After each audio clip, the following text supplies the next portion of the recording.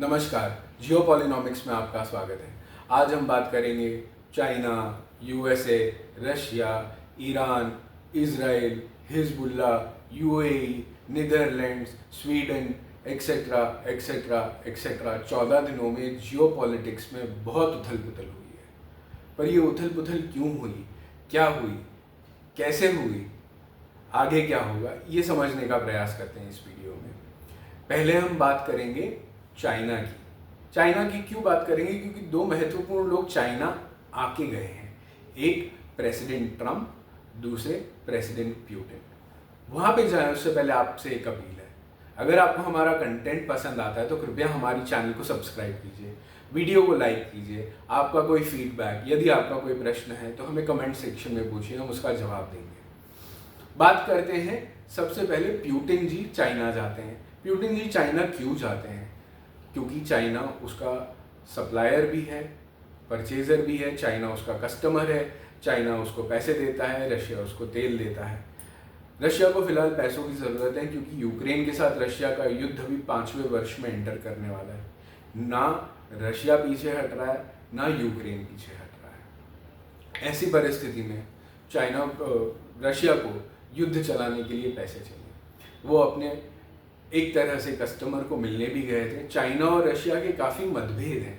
उनका सबसे बड़ा मतभेद साइबेरियन 2 ऑयल पाइपलाइन को लेके हैं। पुतिन ये चाहते थे इस विजिट में कि ये मतभेद सॉल्व हो जाए, लेकिन वो मतभेद तो सॉल्व नहीं हुई। बाकी उन्होंने 21 अलग अलग क्षेत्रों में एमओयू साइन किया है, इकोनॉमी के ऊपर, डिफेंस के ऊपर, एनर्जी के ऊपर, एक्सेट्रा एक्सेट्रा चीज़ों पे, इंफ्रास्ट्रक्चर के ऊपर एमओयू साइन किए हुए हैं। अभी देखते हैं वो एमओयूज धरातल पे कितने सही उतरते हैं, कितना इन्वेस्टमेंट आता है, कितना नहीं आता है, ये अलग बात है। पर एक जॉइंट स्टेटमेंट बाहर निकला था। आप देखें तो ये बातचीत बहुत हद तक सफल भी नहीं थी, बहुत हद तक विफल भी नहीं थी। फिर बात करेंगे डोनाल्ड ट्रंप और शी जिनपिंग की।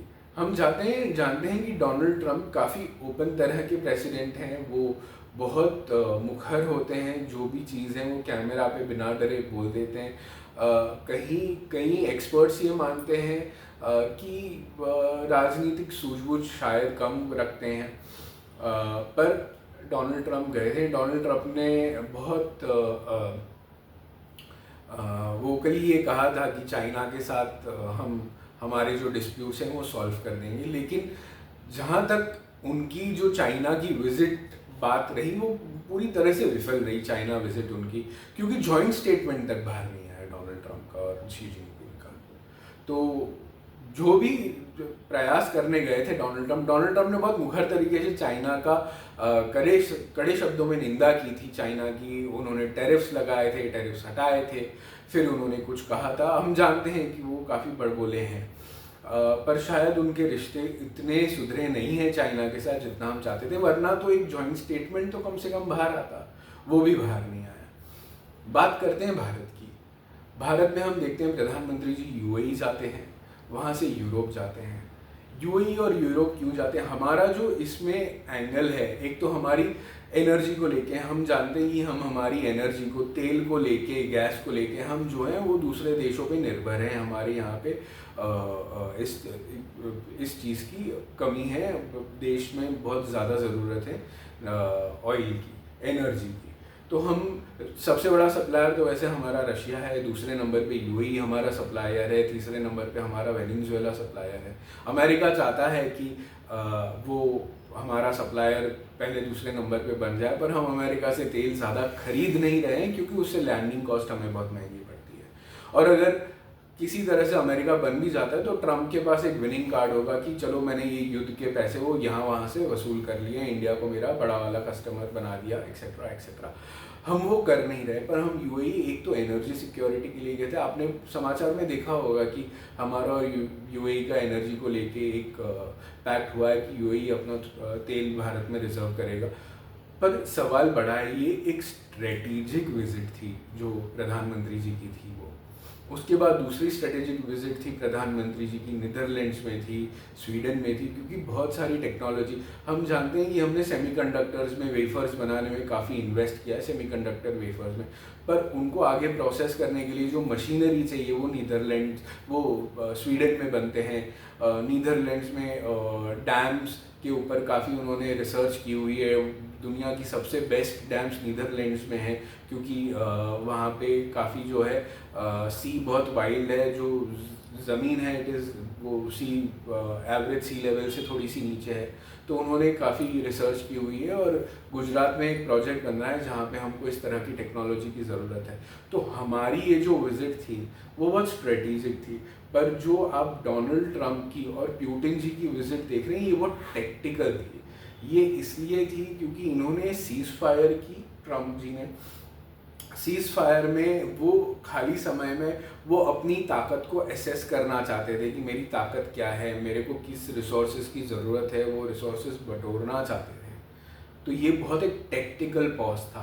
पर हमारी जो विज़िट थी, भारत की जो विज़िट थी, प्रधानमंत्री जी की जो विज़िट, वो बहुत स्ट्रेटेजिक थी, लॉन्ग टर्म वाली थी कि भारत में निवेश आए, भारत में मशीनरी आए, उन सबका इस्तेमाल करते हुए भारत अपनी चीज़ें निर्यात कर पाए। भारत अगर गुजरात में डैम बनता है तो काफ़ी सारा जो पानी है जो सीधा सीधा समंदर में चला जाता है, हम वो पानी को बचा पाएँ और हमारे देश के सूखे क्षेत्रों तक पहुंचा पाएँ। फिर बात करेंगे हम इज़राइल और अमेरिका के बीच में एक फ़ोन कॉल हुआ था जहाँ पे समझाया ये जाता है, बताया ये जाता है कि राष्ट्रपति ट्रंप और प्रधानमंत्री नेतन्याहू के बीच में गहमा-गहमी हो गई थी। बहुत ही डेसिबल्स में कहूँ तो हाई डेसिबल्स पे ये बात हुई थी। मतभेद काफ़ी प्रकट हुए, लेकिन क्या है, इज़राइल और अमेरिका भी एक बोट में है। वो एक, उनके शब्दों में, एक दुश्मन का सामना कर रहे हैं जो ईरान हिजबुल्लाह को भी सपोर्ट कर रहा है, जो इज़राइल पे बमबारी कर रहा है। तो इनके बीच में फ़ोन कॉल होता है और फिर 2-3 दिन में इज़राइल वापस से हिजबुल्लाह पे बमबारी करना शुरू कर देता है। यहाँ पे जो अमेरिका के विदेश मंत्री जो है वो यहाँ पे आते हैं, लेकिन यहाँ पे उनको बहुत ठंडा रिस्पांस मिलता है। सबसे बड़े अधिकारी जो उनको मिलते हैं वो होते हैं हमारे विदेश मंत्री जयशंकर जी, और वो भी काफ़ी कड़े शब्दों में समझा देते हैं कि भाई हम इंडिया फर्स्ट पॉलिसी इस्तेमाल करेंगे। आपके यहाँ भले अमेरिका फर्स्ट पॉलिसी हो या मागा पॉलिसी हो, जो भी आप पॉलिसी इस्तेमाल करते हैं, हमारे लिए इंडिया फर्स्ट पॉलिसी है, हमारे लिए हमारा नेशनल इंटरेस्ट फर्स्ट है। पर एक कदम में थोड़ा पीछे जाऊं तो कुछ सप्ताह पहले प्रधानमंत्री जी ने नेशनल टेलीविज़न के ऊपर आके कहा था कि तेल को हमें बचाना होगा, वर्क फ्रॉम होम करना होगा।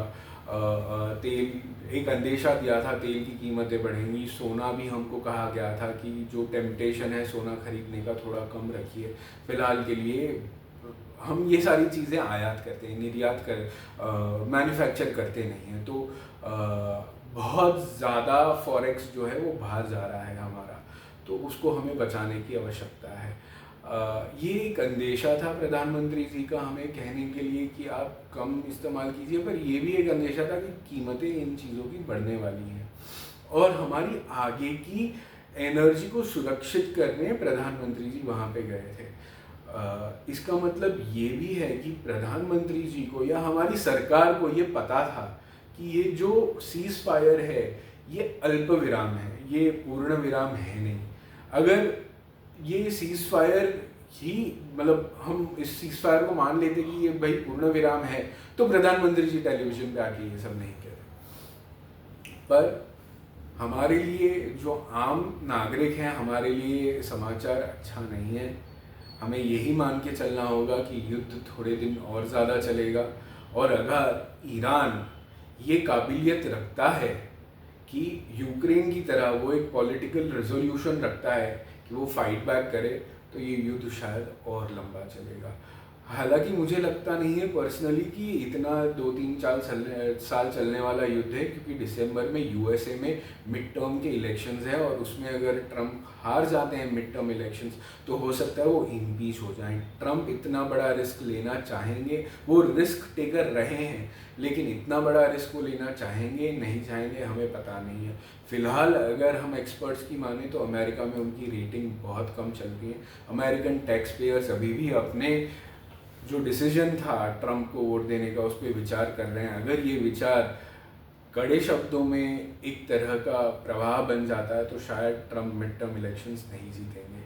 पर इस सब से हम वोटर्स को और टैक्स पेयर्स को यही समझना है कि जब भी हम किसी को वोट करें तो ये सोच के करें कि आने वाले 5 साल में ये मेरी दाल रोटी चलाएंगे या नहीं, मुझे एक अवसर देंगे या नहीं, और अगर मुझे अवसर देंगे तो किस कीमत पे देंगे। यही सोच के साथ आज का वीडियो समाप्त करते हैं। जय हिंद, जय भारत, वंदे मातरम।